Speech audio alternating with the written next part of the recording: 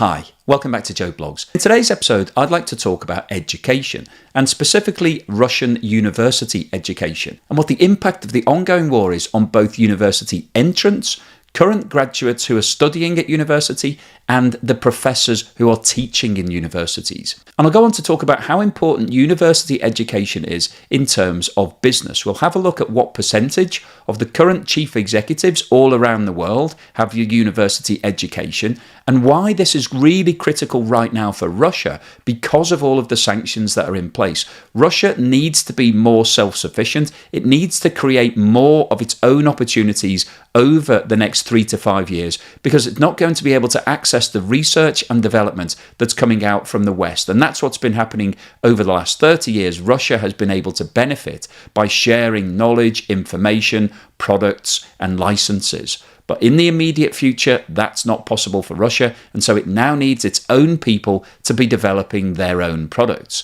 And problems in higher education are not going to help that cause. But in terms of the economic impact, there's also a big factor, because people who are higher educated earn more, and therefore they contribute more to society in terms of spending, the multiplier effect of their incomes, but also they pay more taxes, and your brighter people help you to become more competitive on a global perspective. So I'll have a look at all of these factors, and then finally today I'll wrap up with my summary as to what I think the impact of what's going on right now in Russian education will have on Russia and its economy over the course of the next 3 to 5 years.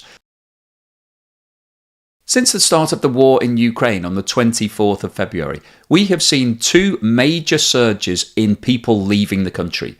In the initial few weeks after the invasion started, there was a huge brain drain. It was estimated that around 500,000 people left the country as a direct result of the military action. And these people were highly educated, so people who had university degrees, masters, doctorates, all of those sort of people. People who had really senior jobs, so senior management of companies, either companies who were multinationals, so had operations in Russia, who decided that they wanted to close down all of their facilities, or senior management in Russian businesses who decided that they didn't agree with the politics and that they would rather go abroad and find new jobs and relocate. So we saw the first wave of the brain drain taking place at the early stages of the war. On the 21st of September, President Putin announced on live TV that he was calling the first mobilization since World War II, and that another 300,000 men were needed to go and support the fight in Ukraine.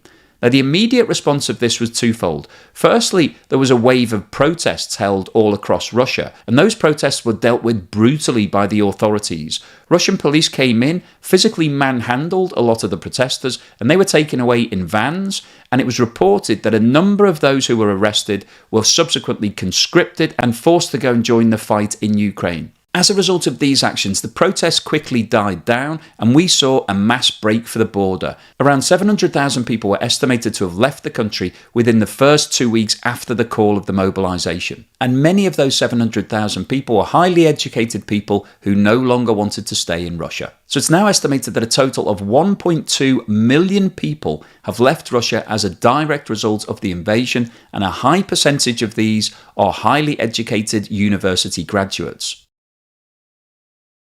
As I mentioned in the introduction, university education is really important to the development of an economy. You need your brightest people to take themselves to another level, to specialise, to develop their knowledge and their skills in order for your industry and businesses to be at the cutting edge. And a former St. Petersburg University lecturer is now claiming that science is dead in Russia and that the brain drain is killing Russian education. Until recently, DENIS was an associate professor at the Faculty of Liberal Arts and Sciences at St. Petersburg State University, Russia. Following the announcement of the mobilization on the 21st of September, Professor SKOPIN joined students in an anti-war protest and was subsequently arrested and jailed for 10 days. And during this 10-day period, Professor SKOPIN claimed that the authorities applied pressure on him to sign up and join the military offensive. He was subsequently fired from his position on the 26th of October, and his dismissal order from the university stated, "The act committed by the employee is immoral and incompatible with the implementation of educational functions and the continuation of this work." In response to this, SKOPIN stated in a recent interview, "A university is a place where people should think, where qualities such as critical thinking and independent thought should be encouraged. Unfortunately, this is no longer possible in today's Russia. Everything happening now in Russian universities will lead to, if not the complete destruction of the educational system in the country, then to a deep crisis. So clearly Professor SKOPIN is unhappy, and let's have a look at a short extract of an interview that he gave recently talking about the Russian education system. Russia is losing the best people now. The most educated, the most energetic, the most critically thinking people are leaving the country. Russian science is dead after the 24th of February. And a country without science has no future. I think what's going on right now in the Russian education system is really interesting, because if you look back in history, a lot of change that's happened in many countries around the world is often started by students. Students come out and demonstrate. They are generally the more educated and the more politically motivated members of society to come out and ask for change. And we've seen this time and time again in many countries around the world. And the response to these calls for action are always very interesting. And what we've seen in Russia right now is that the students initially came out and protested both at the start of the war and also after the mobilization call in September. And those protests were stamped out very quickly by the authorities. Students were arrested, and in the most recent set of circumstances, it's been claimed that a lot of students were forced to go and fight in Ukraine. Now that's going to be a massive disincentive for any other students to protest, because if you run the risk of being conscripted, sent directly to Ukraine, potentially you may never come back. That could be a death sentence for you. So this is really quite extreme in terms of the way the authorities have handled things. And the fact that Professor SKOPIN, who we saw in the video, has been sacked from his job is showing that there is a zero tolerance process in place here. The universities are not coming out and rebelling against the war. They're being told to get into line and get with the program. And the knock-on impact of that is that we will see a mass exodus. We've already seen 2 waves of brain drain, but it's likely that people who want to study in Russia are unlikely to stay in Russia. They will need to go overseas. And we may well see lots more professors and university-educated people deciding that this isn't the place to be. And what we're going to do in the rest of this video is look at how important university education is to the success of an economy. Now, before we go on any further today, I want to talk to you about today's sponsor, Masterworks, and the implications of Russia's invasion of Ukraine on both the global economy and global returns. The global economy once again appears to be heading towards a slowdown, and Germany, which is the 4th largest economy in the world, is currently in recession. And when the economy starts to slow down, it puts pressure on things like the S&P 500, where just 7 tech companies are currently producing nearly all of the gains. And as a result of the downturn in global returns, EY recently reported that the ultra-wealthy are changing strategies and allocating more to alternative investments. And in fact, the market for one alternative, art, has actually passed its pre-pandemic high. And the art market is an investment that you can access in minutes without needing millions, thanks to Masterworks. So far, Masterworks has sold $45 million worth of art, and every Masterworks exit to date has returned a profit, with 3 recent returns of 10%, 13% and 17.6%. So in view of these characteristics, it's no wonder that Masterworks has seen over 750,000 members trying to gain access. And there is now a wait list. Now, I want to make it very clear that I'm not providing investment advice, and before you make any investment, you need to do your own research. However, if you are interested in investing in Masterworks, then Joe Blogs viewers have exclusive VIP access to their latest offerings, which you can check out by clicking the link in the description below. This chart shows the average monthly wage paid to employees in Russia by level of education. You can see on the left-hand side here, the average pay paid to people who have a university degree or higher is 75,000 rubles. And at that time, that compared to an average salary of around 48,000 rubles for the general population. So that means that graduates on the whole are earning more than 50% more than the average salary. So that's obviously great if you're a graduate, but in terms of the impact on the economy, what that means is that when those people earn more, if they're earning 50% more, then generally speaking, they will be spending 50% more because they will be spending what they're earning, and that has a multiplier effect on the economy. So I've talked about this in previous videos. I've referred to it as a ripple effect, the knock-on impact, the multiplier effect, whatever you want to call it. But if you earn money and you spend it at a restaurant, that restaurant obviously takes your money, they make some profit, and then they pay all of their employees, and those employees then go out and spend money in other restaurants and other stores, and so it goes on. So the basic benefit that you have of having more graduates in your economy is that they're earning more, they're spending more, and your economy will grow at a faster rate. But there's also an educational benefit, because if those people are higher educated, they're brighter, they're sharper, then hopefully that means that they're more productive. They're coming up with more ideas, more ways of developing concepts, increasing marketing, all of those sort of things. So you want to nurture and develop all of that talent to get the best out of those people, which means that the companies that they're working for will be growing faster. And overall, the more educated people that you have in your society who are working in all of those companies, it should result in faster growth and more development. Now, in terms of looking at how important a university degree is to senior management of companies, I thought it was worth looking at the educational breakdown of chief executives around the world. And a chief executive is generally the top guy in any company. So that's somebody who's in charge, the number one person. So somebody like Elon Musk, Bill Gates, Steve Jobs, those sort of guys. And this table shows the academic backgrounds of the world's top CEOs that's been put together by study.eu. And it shows that 74% of all chief executives in Europe have at least a master's degree, 73% in Latin America, 64% in Asia, 62% in North America, 59% in Australia, and 50% in Africa. So these statistics are fairly compelling, but the reason that these people are chief executive of their companies isn't because they've got a degree. It's not just because of what's on their CV. It's actually because they're smart people. They are doing things that are helping those companies grow and develop. So a degree is a good way of proving that you're intelligent, but actually putting all of your knowledge and experience into practice is the most important factor here. And that's the key issue that we're talking about. If the Russian university system is now starting to be controlled more by the state, and the authorities are telling students to stop protesting, to stop having freedom of thought, freedom of speech, then that's going to restrict the development of all of those students. And people who are the real thinkers, the guys who can think outside of the box, who are thinking about how to do things differently, won't want to stay in that environment. They're more likely to leave the country and go and study elsewhere. And if they're going overseas because they don't agree with the political regime and what's happening in Russia right now, they're very unlikely to go back.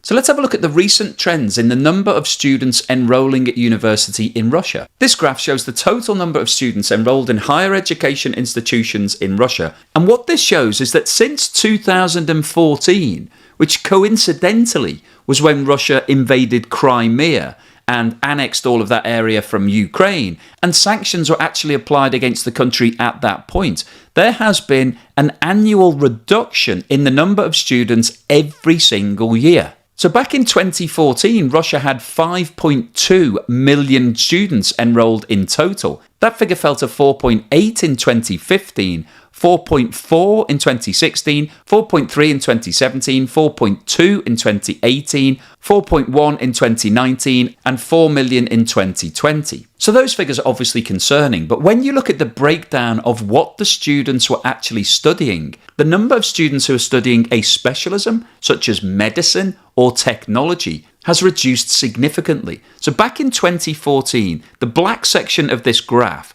shows that almost 1.5 million students were focused on some form of vocational specialism. So this is an area of expertise that Russia needs to help grow and develop its economy. And you can see that over the past 7 years, the number of students enrolling for specialisms has reduced significantly. And in 2021, that figure was closer to 500,000. And a reduction in the number of students focusing on specialisms is a major problem for Russia right now because of the sanctions that are being applied against the country. In the past, Russia was able to benefit from research and development that was being done all across the world. They could share in that knowledge. Going forward, Russia won't have the ability to be able to do that, so it needs to develop its own specialisms. And having a reducing amount of students who are focused in on all of these specialist areas is going to represent a major problem for them. So there's two main takeaways here. Firstly, we've seen a massive reduction in total student numbers, more than 20% over the last 7 years. But we're also seeing a reduction in the specialist areas that students are focusing in on. And this is at a time when Russia needs those specialists. They need to develop their own cutting edge technology and research to be able to compete globally. One of the biggest problems that Russia is facing right now is technology. Because of the sanctions that have been applied as a direct result of the war, Russia no longer has access to any technology from the West. And that is a major problem because in technology, you need specialists who are focusing in on certain areas, developing their research and development, building on that year-on-year knowledge that they've had over a long period of time. And there are specialist hubs in a number of areas across the globe. We've got Silicon Valley, we've got Taiwan, we've got South Korea, we've got Oxford in the UK. There are a multitude of places who are specialists who are developing things that nobody else can come up with. And over the past 30 years or so, Russia has benefited both from joint ventures, so it's developed a lot of its oil and gas technology with companies like Shell, BP, ExxonMobil, and they bring with them their own research and development, their own knowledge and their own technology. But as a result of the sanctions, all of that has been wiped out, so Russia can't use those joint ventures anymore. And it won't be able to license their technology directly because the companies that own the intellectual property for that technology simply won't allow Russia to have any access to it. Now, you may be thinking, well, that's not a problem because China produce copies of all of the technology. They can just reproduce everything and let Russia have it on a backdoor black market basis. But that absolutely won't be happening because a lot of the microchips that are produced that are really important for all products, this isn't just high technology oil and gas industry, this is every product in the world, is now developing some sort of smart function, so it needs chips to be able to get it to do that. The American companies, the UK companies, the international companies who are sanctioning Russia will not allow China to use that technology and sell it onto Russia. If they do that, then China would be exposed to secondary sanctions. And as we've seen on a number of occasions over the past 6 months or so, Indian and Chinese companies don't want to run the risk of those secondary sanctions. They do most of their international trade with the West. A lot of exports go from India and China to Western countries, and the last thing that they want to do is shoot themselves in the foot by selling things to Russia and losing most of their business. So this is a major problem for Russia, and as a result, it needs to develop its own research and development and to produce its own technology. And this is something that Russia has been focused on for the past 8 years or so. Since the invasion of Crimea, it's lost access to a variety of technology, mostly based on military products, because the West didn't want Russia continuing to expand its military capability. Now, as a direct result of that, President Putin instructed Russia to develop its own technology to produce its own microchips. But unfortunately, that hasn't happened. It's very difficult to be able to do that. You can't just fast track technological development. It takes a long period of time. You need the expertise. So that's why everybody shares everybody else's technology, because you haven't got time to do it yourself.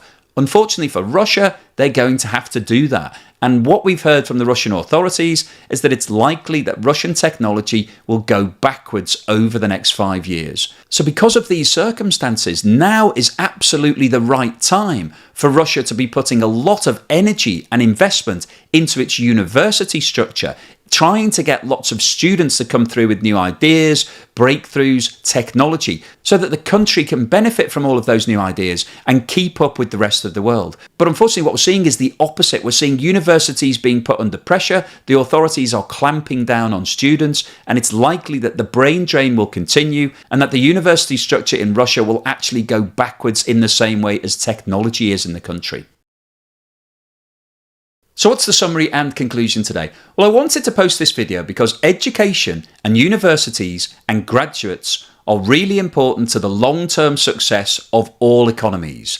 Your brightest people tend to go to university. That's where they learn and develop, and then they come out into the working environment. They build up their skills and their knowledge, and university graduates generally go on to earn more than people who are lower educated, and they are generally taking more positions in senior management. We saw in the data earlier that round about 2/3 of all chief executives all around the world have a university degree, and it's likely going forward that those percentages will increase. So graduates are important to an economy for two reasons. Firstly, they earn more, therefore they're contributing faster back to society. Most companies have some form of fast-track employment process whereby graduates are paid more, they go through rapid training programs, and therefore they move through to senior management quicker. So from an economic point of view, they contribute to the economy quicker, but they also contribute from a managerial and a development perspective. So they're important to the ongoing success of those companies. And from Russia's perspective right now,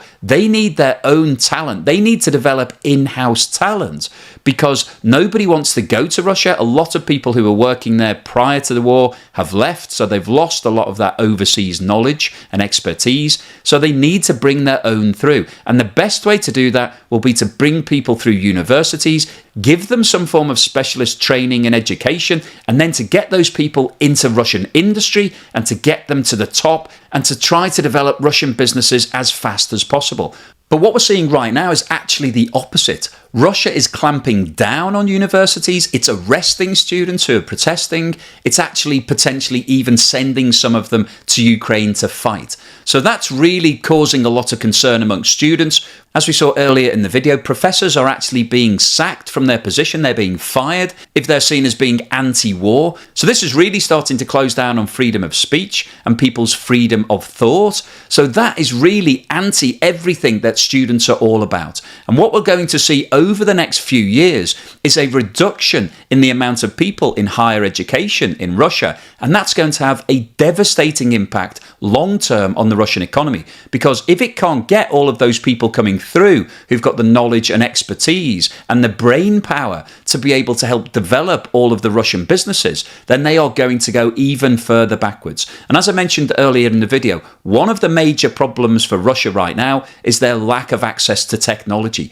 So they really need to be fast forwarding their programs, developing their own technology, trying to get back to competing with the rest of the world. And if they're causing all of their students and their education system to actually exit and close down, then that's going to have a further detrimental impact on both Russia's education system and its economy. So all of this is really disastrous news from Russia's perspective. So I think what's seen from today's video is that there is now a major long-term impact on Russia's economy, because the brain drain is causing the best people in Russia to leave. And if more students now decide that they no longer want to continue with their education and they're leaving, then that means that going forward, there's going to be less talent coming through into the Russian workforce, and that's going to put them even further backwards. And as we discussed in a previous video on mobilization, Russia already has a demographic problem right now because they had a reduction in their birth rate and a major increase in their death rate towards the end of the 90s.